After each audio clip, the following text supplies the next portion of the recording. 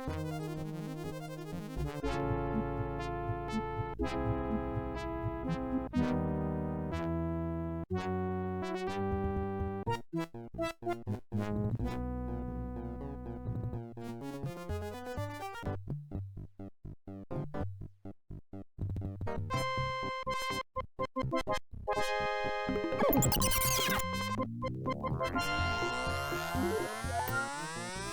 am Sheltem, guardian of Terra. Twice now you have defeated my test, thinking yourself worthy of invading my world. Walk carefully then through this third challenge, and take heed your final decision is truly what you desire, for the course of destiny cannot be turned once set in motion. Until our next meeting, mortals.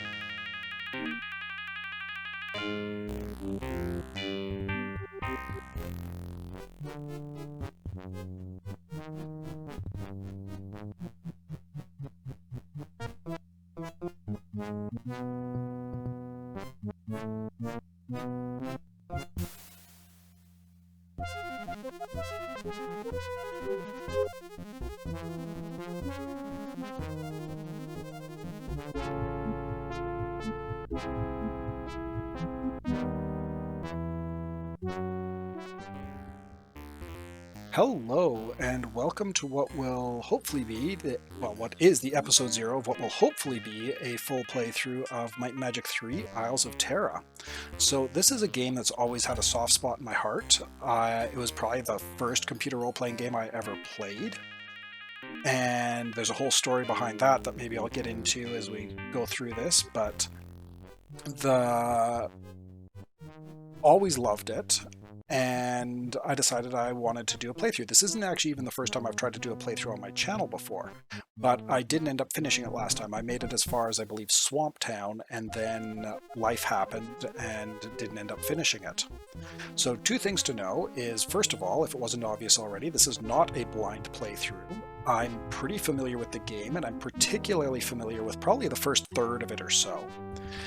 And so there's going to be a lot of stuff that I just kind of know. That said, I am going to be playing it where I don't use any knowledge that my characters don't already have.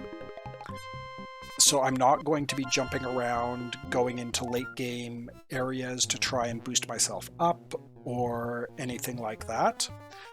If you are familiar with Might and Magic 3, I'll also say I'm not going, unless I really need to, I'm not going to be using the fountain, or I can't remember if it's a fountain or what it is, but there's a thing that gives you an extra 20 levels that's very easily accessible early on, and I'm not going to be using that.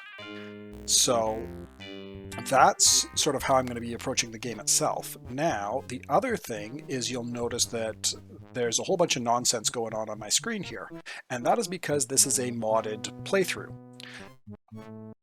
I'm actually going to be running 2 mods, and I'll talk about this one first because for your purposes it's definitely the more relevant of the 2. And that's Ludmisters Monster Spawn mod, and it is an amazing mod for the game. It really rebalances just a huge amount. Everything from classes. It actually replaces the archer class entirely with a samurai class, who I'm going to be using in this. It rebalances spells. Everybody gets a big hit point boost, both characters and monsters. It makes magic items more common. Doesn't improve them per se, just makes you more likely to get magic items that have multiple enchantments in particular. And then, of course, the most relevant thing is kind of given away in the title of the mod, which is the Monster Spawn mod. And basically what that does is it turns it into something more along the lines of Might and Magic 2, where monsters respawn regularly. Even if you destroy their encampments and their outposts and stuff like that, like their spawn locations, they will still respawn. So that makes the game quite a bit more challenging, especially if you're pushing into areas that are kind of on the edge of what your party's capable of handling.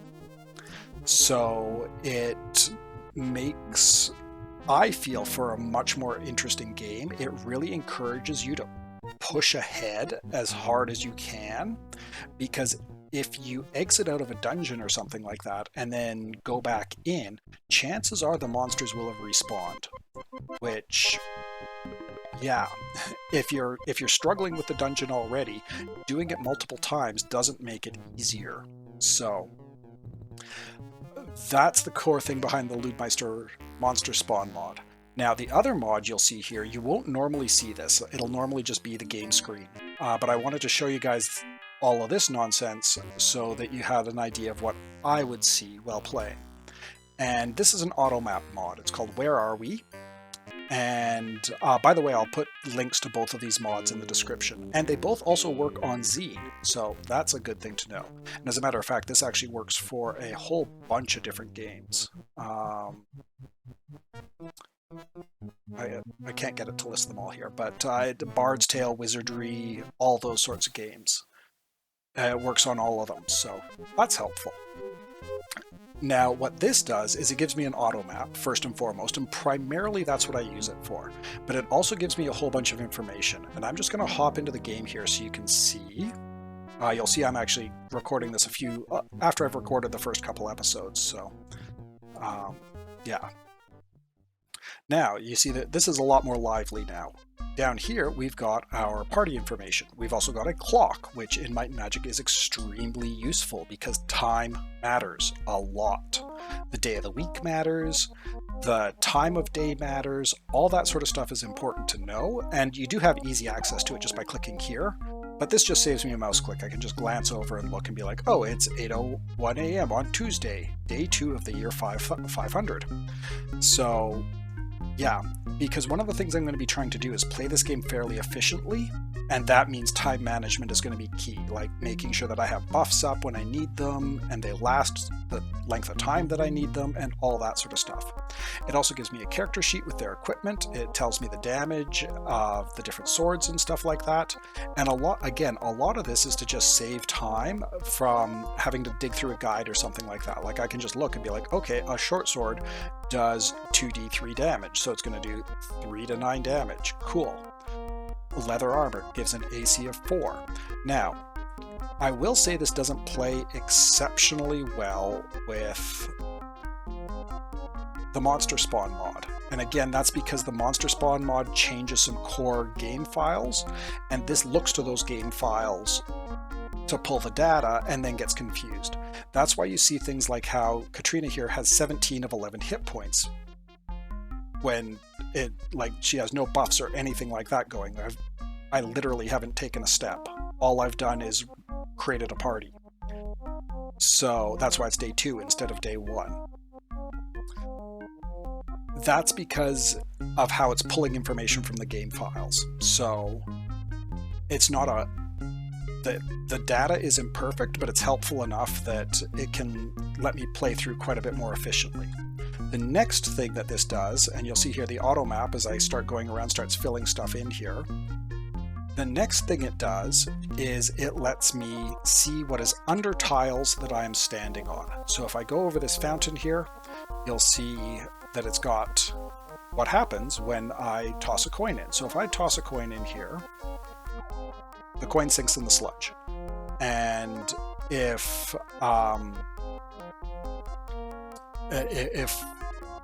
I had already cleared Fountainhead, it would give me a little message there. So other than that, it gives me character sheets. It gives me a little quick reference down here that I can keep track of the damage that people do, how many hit points they have, how many spell points they have, all that sort of stuff. And yeah, so all useful information to have. Now, the reason I don't consider this cheating is because no, and it's fair if you think it is a cheat, but if you're trying to play efficiently, and especially I figure for recording this for YouTube, you don't want to see somebody saving and reloading. And as you go through the game, you're going to find barrels and gree sticks and crystals and all sorts of little things that you can interact with. And sometimes they'll be trapped, And this will let me avoid those traps. And sometimes they will give you attribute boosts. And that's really what I care about, is knowing what the attribute boosts are. Because you want to distribute your attributes in fairly specific ways. Like, for example, I don't want to boost Gandora's might. There's no point. I want to boost Katrina's might. Because Katrina hits things. Gandora does not. So this will let me distribute those attribute points in particular the way that I want to. I do start out by avoiding traps. I don't know if I'm going to keep doing that. That feels a little cheaty, but it's sort of a hallmark of these old school games that they've got just those, hey, screw you moments. So there's that. I guess I may as well introduce you to the party, and then in the next episode we'll get started with the adventure itself. So first up, we've got Katrina the Human Paladin. So paladins are a hybrid class. They're a hybrid between a fighter and a priest. So they can cast priest spells and they hit things good. Always useful. Renar is a gnome ranger, and rangers are another hybrid class. They are a hybrid between a fighter and a druid. Now, druids are useless. They're terrible fighters, and their overall the nature spellbook that the ranger also has access to is not very good. Just straight up. It seems like Ludmisters mod has improved that somewhat, like it's not as tragic as it is in the base game, but it's still not good. That said, though, there are a few nature spells that are exclusively to nature magic that are extremely useful.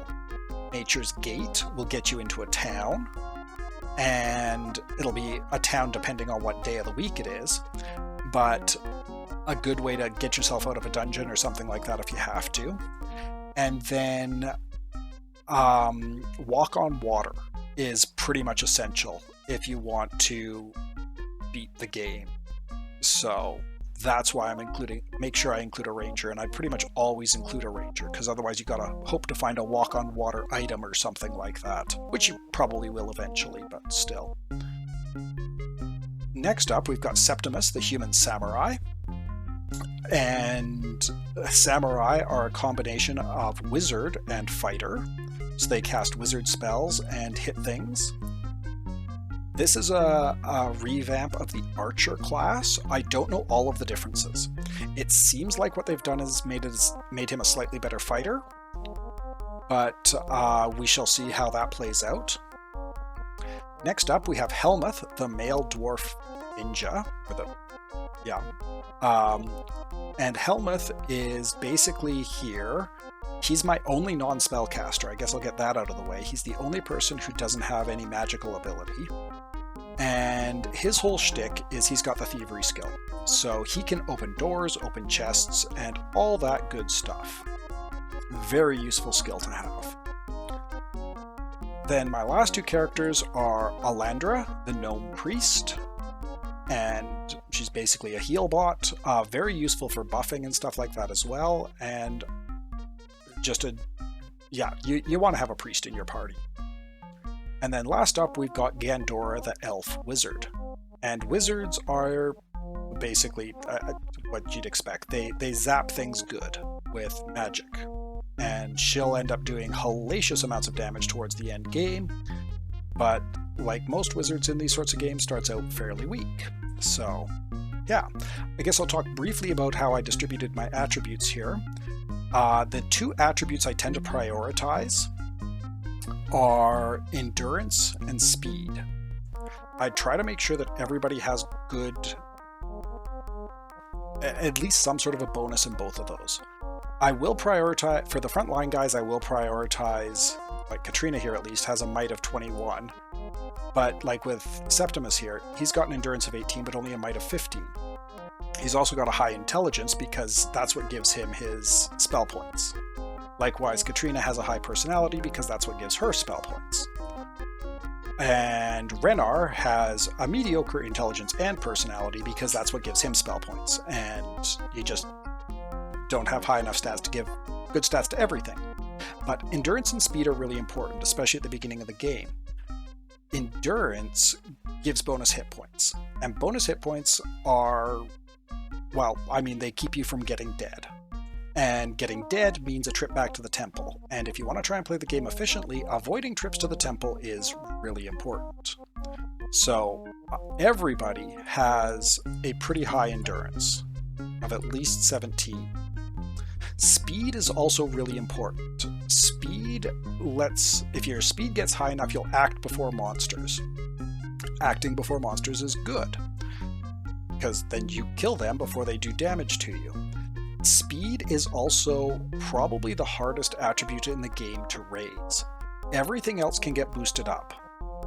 Fairly early on, you can get accuracy boosted up to 25 for gold. That's an awesome deal. Trade gold for accuracy points? Sweet. You're laughing. Might and endurance can both get boosted up, theoretically as high as 69 if you're really careful and really gamey with how you distribute bonus points. But realistically, you can reliably get them up into the 60s without too much issue, as long as you're a little bit careful. But we'll get to that later. Intellect and personality have lots of boosters scattered throughout the Isles. Luck is one that's a little bit harder to boost, at least permanently. And while luck is useful, it's not essential. It lowers the chance of getting hit by negative status effects, basically. So, good to have, but also unlikely to win or lose you the game. So with all that said, I think that's about it for episode 0. I guess there's one other thing I could show you, and that is, now that I see monsters here, you'll also see that it gives me the little hit points box pop-up thing here for them. I don't really use this. I could probably actually disable it without it being too big of an issue, but so that's possibly a little bit cheaty as well, because normally you'd have to cast Identify Monster to be able to figure out what the deal with those guys are, and their hit points and resistances and that sort of stuff. As a note, I have no idea what each of these columns correspond to, like whatever the resistance is above.